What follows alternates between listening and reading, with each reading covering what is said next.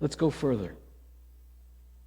It's not just the expectation of love, the evidence of love, the example of love. Number 4, I want us to see the expression of love.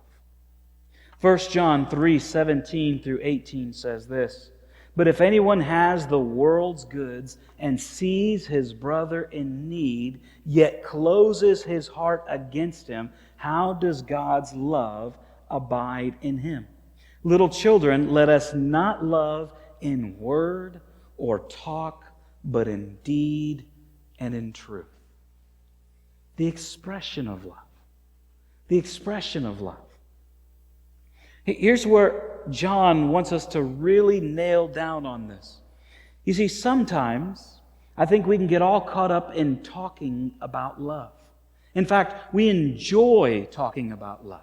We make movies about it. We sing songs about it. In fact, I don't know if you know this, but since 1953, there's been 96 number one songs in the UK that have had the word love in them that have been number one.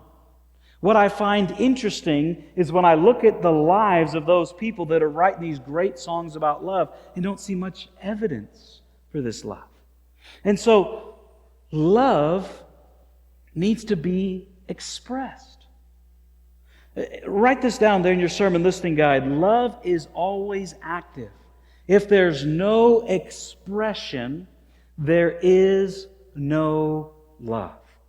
Love is always active. If there is no expression, there is no love. It's not just about talking about love. It's not just the idea of, hey, let's talk about it, romanticize it, say how amazing love is, but actually put into practice. Love does something. And so John begins to ask the question. John begins to ask the question of how we are doing with loving one another. Because he can go back 60 years. John can go back 60 years and he can remember when that first Pentecost happened and the church started to be hated and people were beginning to be persecuted. They were being kicked out of their families. They were losing their jobs. And what did the church do? The church all rallied around together. They began to sell their possessions. They began to take care of one another and show that they actually loved each other. And he's wondering, hey, are we doing this? Are we making sure to express the love that God has shown to us for one another? Is our love sacrificial, selfless, and serving? Now, here's where we got to pay attention. Because here's the danger we can sometimes get into. We can sometimes look, as I can right now in the midst of COVID, and see all the needs of the church. And I'm not talking about Windsor Park Baptist Church. I'm talking about the church as a whole and go, how in the world can we meet all of these needs all throughout the world? Because there are people in Venezuela that are without food. There are people in Peru that need more medical attention. There's people in Cambodia. There's people all over the world. There's people all over the United States that are in need right now. And the temptation is, well, how can I possibly do this? I could sell everything that I have and not come up with enough money to help and provide for all of these different needs. And that's why John is very clear about what he says. He says, but if anyone has the world's goods and sees his brother in need, and listen to this next part, yet closes his heart against him. Here's what John's saying. He's saying there's a need that has been brought before you. There's a need that you see that you have the resources that you can meet, and God moves in your heart to do something.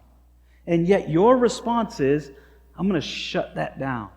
I'm going to push that away. I want to make sure that I don't respond to that calling and that feeling. He's going, listen, in that moment, God's love is not abiding in you.